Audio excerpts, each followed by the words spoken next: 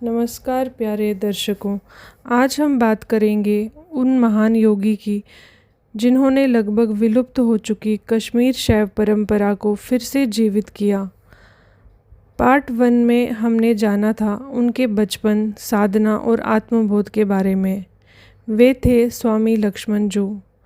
लेकिन अब शुरू होती है उनकी सबसे रहस्यमयी यात्रा, मौन साधना का काल। आत्मबोध प्राप्त होने के बाद स्वामी लक्ष्मण जू ने संसार से दूरी बनानी शुरू कर दी। वे घंटों, कभी कभी दिनों तक पूर्ण मौन में रहते थे। कहा जाता है कि 1930 से 1960 तक उन्होंने हर सर्दी एकांत और साधना में बिताई। लेकिन ये साधारण तपस्या नहीं थी।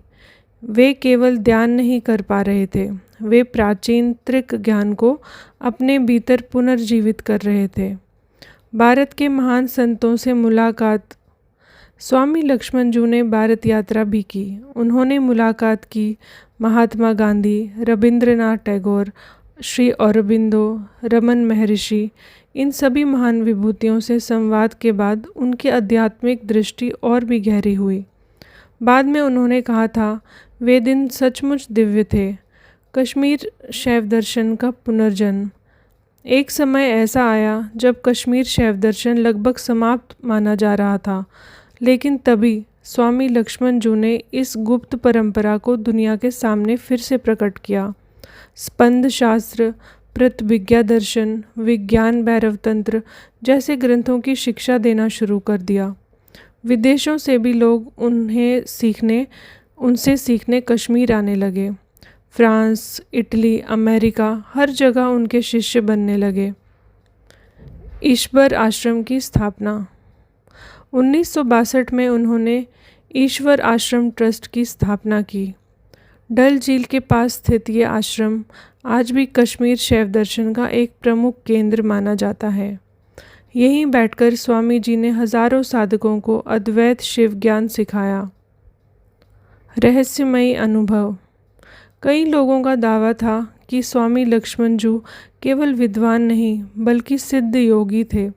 कुछ शिष्यों ने बताया कि भजन के दौरान वे समाधि जैसी अवस्था में चले जाते थे।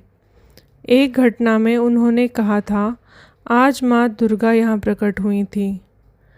ऐसी घटनाओं ने उन्हें और भी रहस्यमयी बना दिया। 1991 में स्वामी लक्ष्मण जू ने अपने शरीर का त्याग किया, लेकिन उनके द्वारा पुनर्जीवित किया गया कश्मीर शैव दर्शन आज भी जीवित है। उनकी शिक्षाएं आज भी हजारों साधकों को अंदर की चेतना की ओर ले जा रही हैं। तो प्यारे दर्शकों, स्वामी लक्ष्मण जू ने हमें याद दिलाया, ज्ञान किताबों में नहीं, जीवन में उतारने में है। उनका पूरा जीवन एक जलती हुई मशाल था और वो मशाल आज भी बुझी नहीं। वीडियो देखने के लिए आपका हृदय से धन्यवाद। अगली वीडियो में मिलेंगे एक और आध्यात्मिक विषय लेकर। तब तक अपने भीतर के गुरु को जगाइए। शिव।